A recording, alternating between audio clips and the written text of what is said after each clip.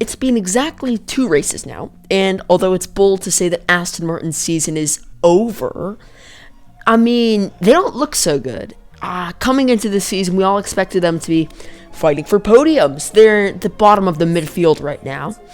So, what's caused this, and why are they in this place? Let's talk about it, because they were looking to be a promising team coming into this year, and in F1, when a team looks good, they generally are good.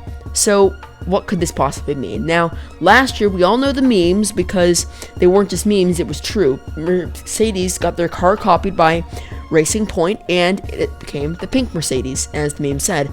Tracing Point as well. But what that meant was last year, they had a very competitive car, and this year, they thought they were getting the same competitive car. But as many know, there was a regulation change, and it sort of flew under the radar of most, and the regulation change was to cut back floor sealing devices for aerodynamics.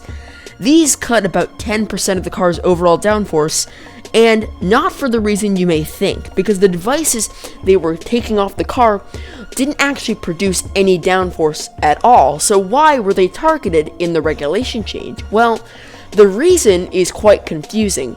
You see, these floor sealing devices, the purpose of them was to ensure that the downforce capable coming out of the floor was actually getting sealed in and happening. It's like potential energy. It's making sure it actually comes to fruition, in this case, potential downforce.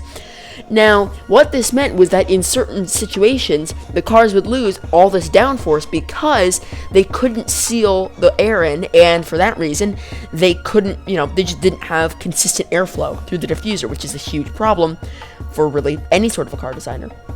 Now, I hear you shout, what does this have anything to do with Aston Martin? They were competitive last year. Well, yes, but actually, here's where the problem starts. You have to find a way to recoup this downforce, and if you can't, you lose car performance. That's what they did, and when Aston Martin selected the Mercedes car, they selected a type of car, when they copied it, that they would not be able to improve greatly on over the course of the season, because it's the Mercedes, and the Mercedes is a great car. So what this meant was they were stuck with the Mercedes car design philosophy through 2021. And the Mercedes car design philosophy does not allow for one major thing. It's called rake. Now, there have been a lot of people in recent years who have denied Adrian Newey's theory about rake, and yet every team except for Mercedes adopted rake cars.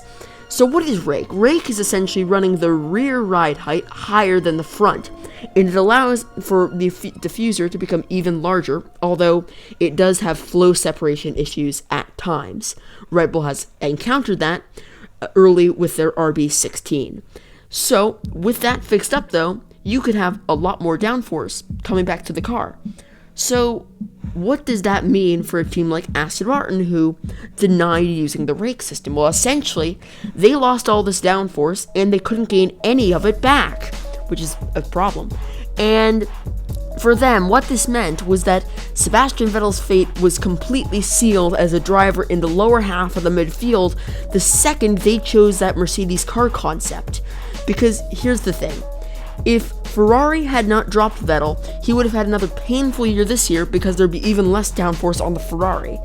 And because he went to Aston Martin, he went to a team with a car that would have less rear end stability than it did the previous year. So if he had gone to last year's Racing Point, then maybe he would have done well. But instead, he went to this year's Aston Martin, which is a difficult car to drive, very twitchy, very stiff ride setup. It's just genuinely looks like a terrible car to drive. I mean, me as the greatest sim racer of all time, I can tell you that I've driven a couple of the different cars in F1 2020 for the 2020 season.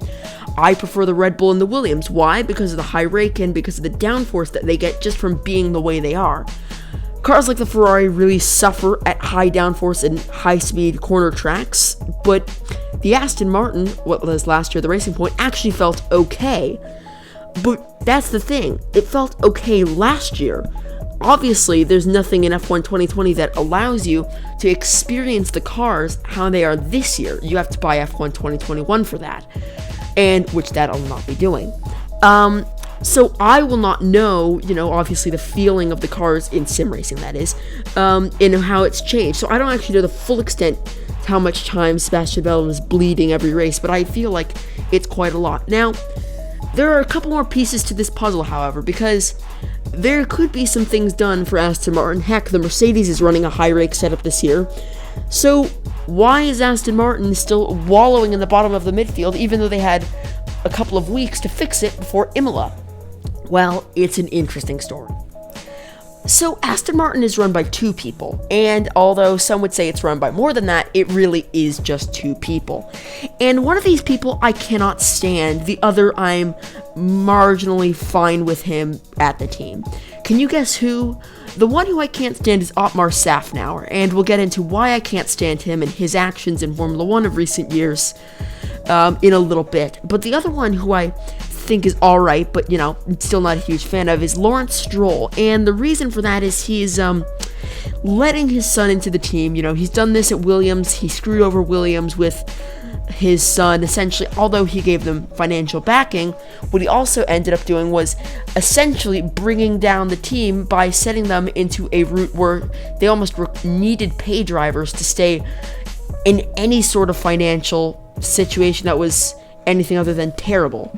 So don't like him for that. And let's talk about Szafnauer. Szafnauer has recently said he wants there to be a balance of performance in Formula 1, and he wants the cars to be standardized. This is rich coming from the guy who copied the Mercedes last year simply for the performance benefits. I mean, it's bold to ask that from anybody, but in the Ecclestone era, he would have been asked to please leave Formula 1. I mean, I know these days you can't do that to a team, but the fact is, he's not a person who is a great leader, because he would have divided up the task force. He would have said, all right, let's fix this before Imola, let's fix this before more damage is done, which he clearly hasn't been able to do. And there are a lot of other teams that have been able to minimize the damage. The thing is, right, even though Williams had that crash with George Russell, he was going to be in the points. They fixed their problems after Bahrain and got their car more dialed in, and suddenly they were within the points.